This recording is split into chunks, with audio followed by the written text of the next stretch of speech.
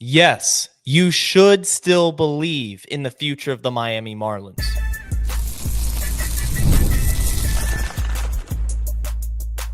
You are Locked On Marlins, your daily podcast on the Miami Marlins. Part of the Locked On Podcast Network, your team every day. Welcome into Locked On Marlins. I'm your host, Jeremiah Geiger. I'm a diehard Marlins fan, and I've podcasted about the team for the last 4 seasons. You can find me on Twitter at Jeremiah Geiger2, and thank you for making Locked On Marlins your first listen of the day. It's part of the Locked On Podcast Network, which is your team every day. Make sure you hit that subscribe button on the YouTube channel and let me know your thoughts in the comment section. It is a live show. Today is a live episode. So if you're watching on YouTube, leave a like. The comment section is open. Let me know your thoughts. Let me know your thoughts about the Marlins, about how this season's going, the future. The floor is yours. I'll throw your comments up on the screen. It's kind of like a Q&A. But before we get into today's show, I want to remind you that today's episode is brought to you by 5 Hour Energy. Enter for a chance to win a dream golf trip for 2 to any golf tournament in the USA. Visit 5hewin.com for full rules and entry. No purchase necessary. Excludes the Masters tournament. Ends October 31st, 2025. And we're going to talk about the future of the Marlins. Why you should still believe if you're a Marlins fan. You know, we're entering football season. Week 1 in the NFL just happened. The stadium's empty, but we still got diehard Marlins fans showing up to the ballpark like DJ Chili Phil. He's in the ballpark hoping for another win. Let's go. Let's go, DJ. You absolutely love to see it. I think this Marlins team, as currently constructed, showed a ton of growth from the start of the season to where they are now. Roster development, individual performances. There's a lot to be happy about if you're a Marlins fan, even though the season isn't going to end the way we hoped it would have. Remember, if you're an everyday listener, right around the trade deadline, I was hoping for a playoff run. This team was legitimately the second best team in baseball for a long period of time, right behind the Milwaukee Brewers. And a bad month of August kind of derailed those postseason hopes. But when I look at the Marlins and I look at what they found out this season about themselves as an organization, I have faith for the future. I think Peter Bendix is working hard behind the scenes, doing everything he can to the best of his ability and given our ownership to improve this roster. It doesn't mean that it's perfect. It doesn't mean that I agree with everything. You guys, the everyday listeners, will know this. I will be very vocal when there is a transaction I don't agree with, a team philosophy I don't agree with. But overall, the team that I'm watching or that I've watched this season compared to the team last season, you see immense strides. Agustin Ramirez wasn't in the picture. Jacob Marcy wasn't in the picture until he was acquired from San Diego. Now I'm sitting here thinking Jacob Marcy is a 5-tool player who should be extended. If they can extend him this offseason, they absolutely should. A core is coming together. And it's not just at the major league level. We can watch this final Nationals Marlins game, win or loss, and have our complaints, have our gripes. But that's not going to be the finished product. Look no further than the minor leagues. Look at the talent that's assembling in AAA. And we're going to talk about the Jumbo Shrimp later on in the show. But Thomas White, I think, is the best pitching prospect in all of baseball. He's yet to make his major league debut. Robbie Snelling, right behind him, dominating AAA lineups, yet to make his major league debut. You have guys coming off of injury, such as Ryan Weathers, who's starting today. Right after I conclude this show, you got to tune in to go watch Ryan Weathers pitch. He hasn't pitched since June 7th. So it's great to see Weathers back into the fold and get a chance to compete. I think it's going to take more than just talent acquisition through trades, though. It's not just, you can't just rely on Peter Bendix to build a winner. Give the keys to Bendix, restrict the salary. Don't let them spend in free agency. That's not the way you have to do it. You have to blend the two together. If I'm Peter Bendix, I'm going to Bruce Sherman this offseason and I'm saying, look, we have to spend some money. Craig Mish, I talked about this yesterday on the show. He says he anticipates additions. Well, what does that mean? Could that be free agent additions? Trade additions? Like, there's a lot of variables that's not crystal clear. But what I do know is you can't go another offseason, your third offseason in a row, if you're Peter Bendix and the front office, and bring in one barely passable, barely playable free agent. Last 2 years was Tim Anderson and Cal Quantrill. That can't happen. It just can't happen.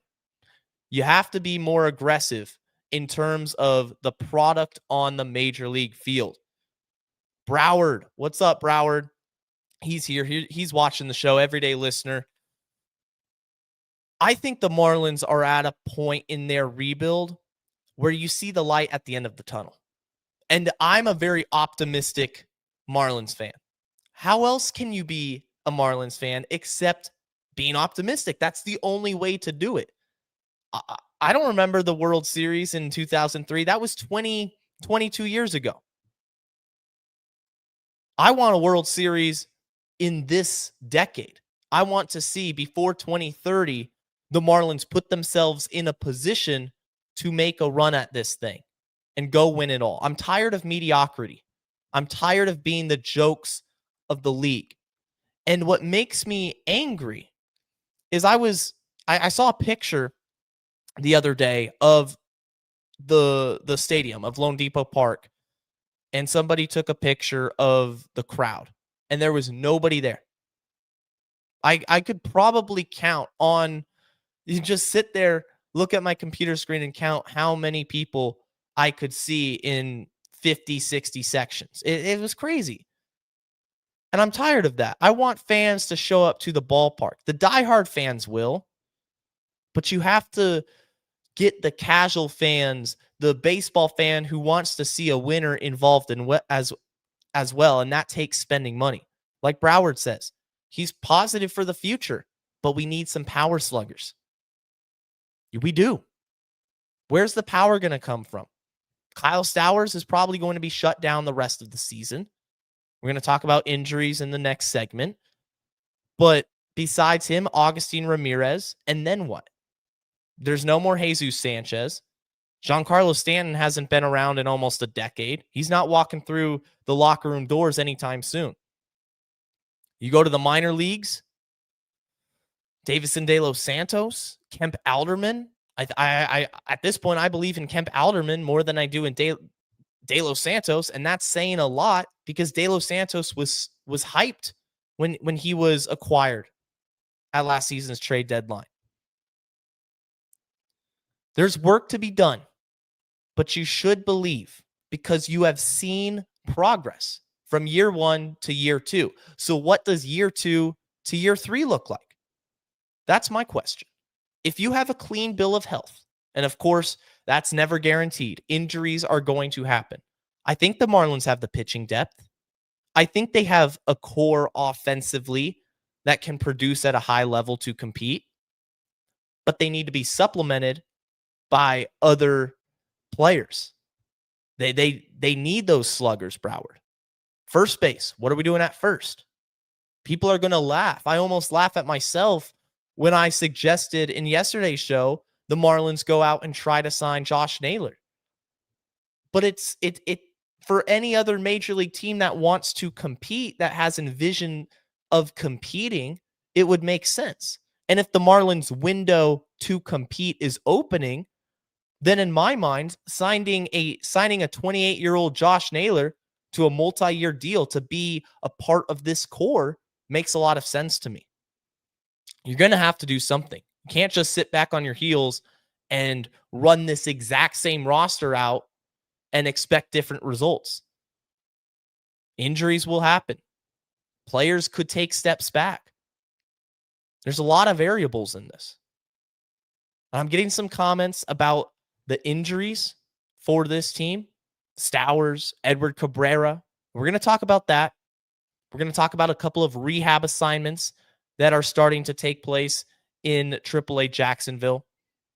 And that's coming up right after this. It's time to fuel up and turn it up with 5-Hour Energy Transfusion. This grape, ginger, and lime flavored shot brings the iconic taste of a golf course favorite to a non-alcoholic boost. It's perfect for sinking birdies or making great memories with friends. It's a hole-in-one for your energy game. Whether you're out on the course or just need a little extra push to power through your day, 5-Hour Energy Transfusion delivers the clubhouse flavor you love without ever leaving the green. Now, I'm not much of a golfer, but I do love feeling energized and having an energy drink in the morning. And, it just start your day off right, not getting too tired. So if you or a family member or friend like hitting the golf course and this flavor of 5-Hour Energy, go check it out. And you can amp up the fun even more. Just buy, snap, and enter for a chance to win a dream golf trip for 2 to any golf tournament in the USA.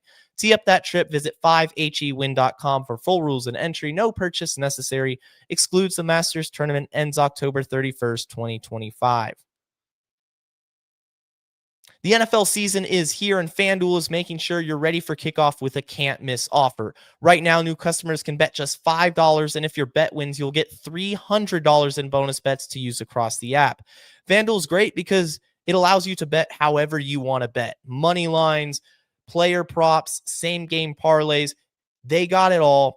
It's free to download the app. It's easy. You just go to the App Store, check it out, and you put your first $5 in.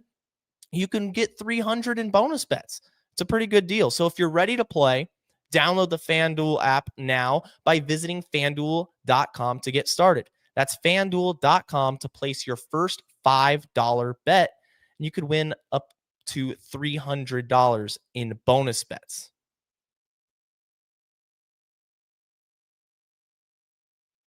I appreciate all the everyday listeners listening, tuning into the live show, who make Locked On Marlins a part of your daily routine. I can't do this without you guys. So if you're new to the show, hit that subscribe button, leave a like, and let me know your thoughts in the comments section. We're in the live show right now. The chat is open. Broward says that we have to keep Stowers on ice. Honestly, Broward, I don't disagree with you. There's no reason to rush Kyle Stowers back to the Miami Marlins at this point. Let him get healthy. Just let him get healthy. Don't risk making his injury worse. There's no pressing need for him to be in the Marlins lineup. The most important thing right now is his health and his mechanics, his swing mechanics, not changing anything up because he's compensated by his oblique, anything like that. We're 2.5 weeks away from this season wrapping up, and then it's all about the offseason. So I agree with you there. DJ says, get Stowers healthy. Exactly. Get Cabrera to avoid Tommy John surgery. Get Augustine better behind the plate and get X's confidence back up. So that is a jam-packed comment. Let's break it down. First off, Stowers, absolutely. Edward Cabrera, this is where I'm starting to feel cautiously optimistic. I'm starting to feel like maybe Edward Cabrera avoids TJ. Just maybe. He's throwing. There's a chance that he comes back and pitches for the Marlins before the end of the season, which would be huge. To me, that says, okay, he's good. If they're not going to throw him, they're not going to have him on the mound unless he's 100% healthy. I guarantee you that much. And if by some chance that he's not healthy and they throw him anyway, that's complete malpractice. It wouldn't make any sense, and somebody should be fired. But I don't think that's going to be the case. Augustine, better behind the plate. Well, I don't think Augustine is the catcher of the future. I think that's Joe Mack, and we're going to talk about Joe Mack and what he's doing in AAA in the next segment. I like your idea. I wish it was possible, but do me a favor. Go to Baseball Savant. Look at his advanced metrics. It's unbearable. It's terrible, guys. He's so bad. X's confidence. X hit a 3-run blast yesterday. a little known power hitter, 3-run homer. That's got to feel good. I think if anything, that's going to give him some confidence to finish this year out strong. Because just a few weeks ago, I was talking about Xavier Edwards potentially being the batting champion, winning the batting title. And then right after I said that, I must have jinxed it because everything went downhill since then. His average actually crept below 280. So he was going through a rough patch, a slump, as they call it. Great to see him homer last night. Hopefully he finishes this year hot. And I mean, I think he's penciled in as the leadoff hitter of the future. So the Marlins are going to need him for 2026 and hopefully beyond. I'm going to get to your question, Broward. I did want to mention Connor Norby and Dane Myers. Those two players are starting rehab assignments in Jacksonville today. So that's a good sign. Norby and Myers are right there. They're so close to being back, and you'll get to see them for a couple weeks before the season ends. And I think that's good, especially for Dane Myers, because he started the year off so well. He was the Marlins' best hitter for a solid month. And then the wheels just fell off and everything came crashing down. He was the worst hitter in baseball. July and August, he just couldn't hit anything. And then he was dealing with an injury. So he's starting a rehab assignment. Hopefully he gets back up here soon and finishes the year on a high note. Same with Norby.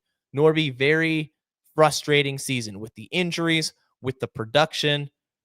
So I'm excited for those two. And the other injury that we have to talk about, Ryan Weathers, is off the injured list. Today, the Marlins made a move. They DFA'd Seth Martinez. He is off the 40-man. Ryan Weathers returns off the 60-day injured list. He was rehabbing in Jacksonville as well. He's healthy. He's good to go. And he starts tonight with against a fellow Padres draft pick, Mackenzie Gore versus Ryan Weathers. Both of those guys started their career in the Padres system. Mackenzie Gore, kind of like Xavier, I'm not going to compare him to Xavier Edwards, but maybe Dane Myers, where they start off really hot. I mean, I was trying to trade for Mackenzie Gore in fantasy, and then everything just came crashing down. He's very inconsistent. I'm telling you guys, don't sleep on Ryan Weathers. If you take away one thing from this segment with the injury and rehab updates, Ryan Weathers, regardless of the result that happens tonight, and the game's gonna start in 15 minutes or so, Ryan Weathers is that guy. He is so talented. He's just got to stay healthy. That's it. And I think he's going to be a frontline starter for the organization. They believe in him. I believe in him, and you guys should believe in him. Broward says, can Gus being full-time DH really be sustainable? I don't think him being a full-time DH is optimal. I think the ideal situation in my mind is first base, but they're going to continue to try him at catcher for whatever reason. They believe that there's something there. I just don't see it, especially with Joe Mack, who I think's ready in AAA. DJ, if Gus goes full on DH, we'll need another catcher. Don't want Hicks to be the only one behind the plate. Not sustainable unless that happens. That's true. That's why I think you only move Gus. The Marlins would only move Gus to DH or first base or a combination of the both if Joe Mack is ready. I'm hoping that Weathers' return tonight is fruitful as well. And you're at the game, so I hope you have a great time there. It's a beautiful stadium. That's what makes it so frustrating is people don't show up to that stadium. They just don't care, I guess. We care. We'll always care. Dominicus, thank you. Good job. Everyday listener, guys. I appreciate each and every one of you. The Jumbo Shrimp, what a comeback last night. If you are in tune with minor league baseball, the Jumbo Shrimp had an epic, incredible comeback that was one for the history books. I'm going to talk about that. I'm going to especially talk about two standout players from that game. That's coming up right after this. You've probably seen a million ads for hair growth products and thought, sure, that actually works. There are so many products out there, and it's hard to know which ones are actually going to do anything. That's why you should give Nutrafol a closer look. Nutrafol is the #1 dermatologist recommended hair growth supplement brand, trusted by over 1.5 million people, and it's not just hype. This is a supplement clinically tested and targets the root causes of thinning and shedding with a proactive approach. People notice less shedding, healthier looking hair after using Nutrafol, and it gives you more confidence in your daily routine, whether you're at work, you're with your friends, you're just getting ready in the morning. If you or somebody that you know is experiencing thinning, hair loss, encourage them to try Nutrafol.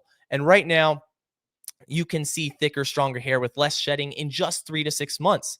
For a limited time, Nutrafol is offering Locked On MLB listeners $10 off your first month subscription and free shipping when you go to Nutrafol.com and enter the promo code Locked On MLB. That's Nutrafol.com, promo code Locked On MLB.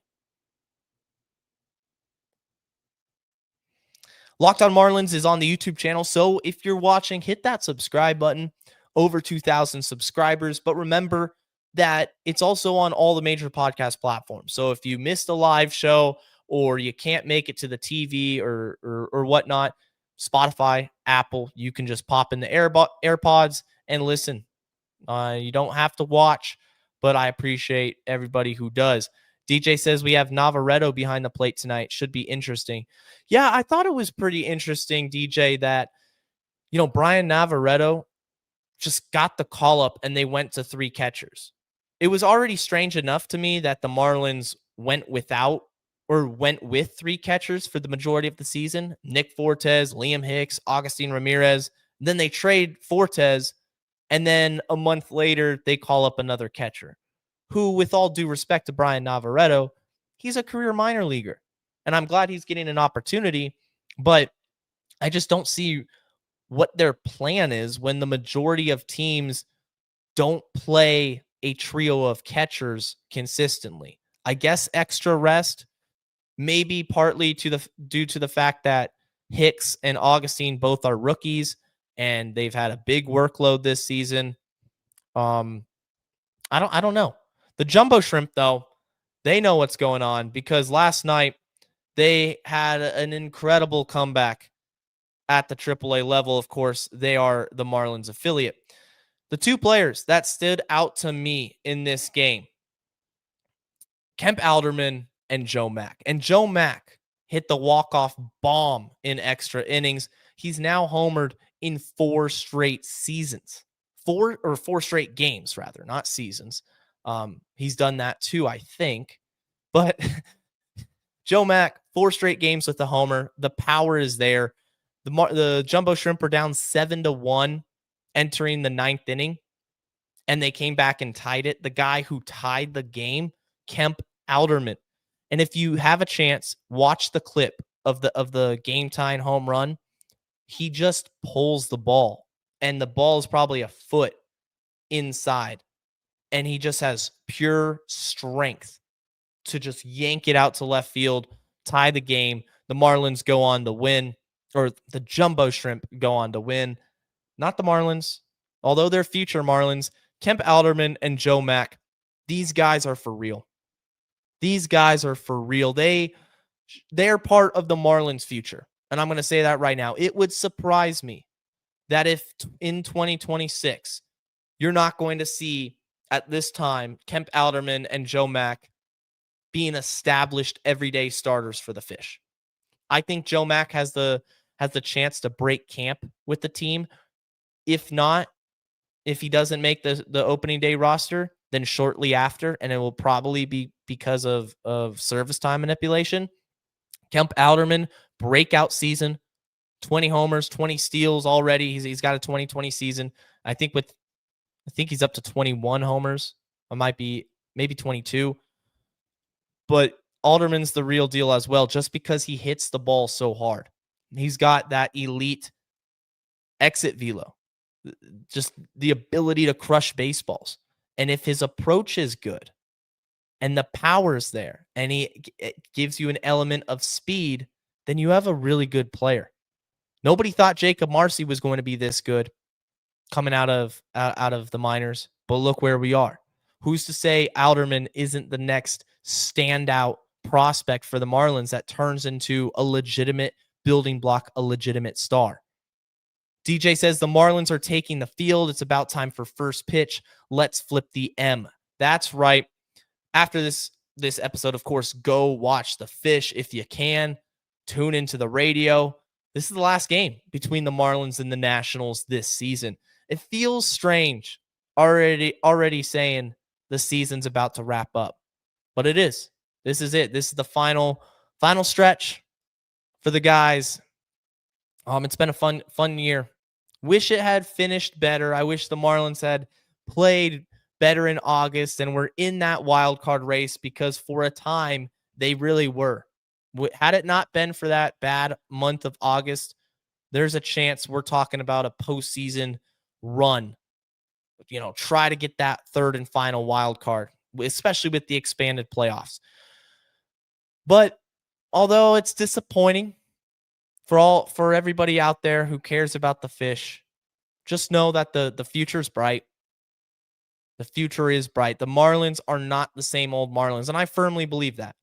I think what we're seeing here is different in terms of prospect development and talent that they're bringing up through the system, and there's still more talent on the way.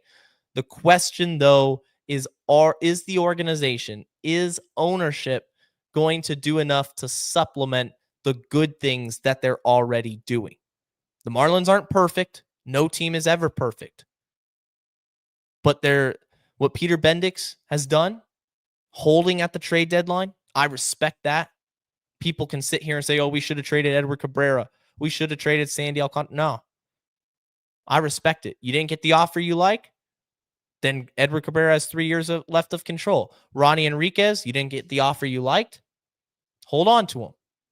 He's second in strikeouts among National League relievers.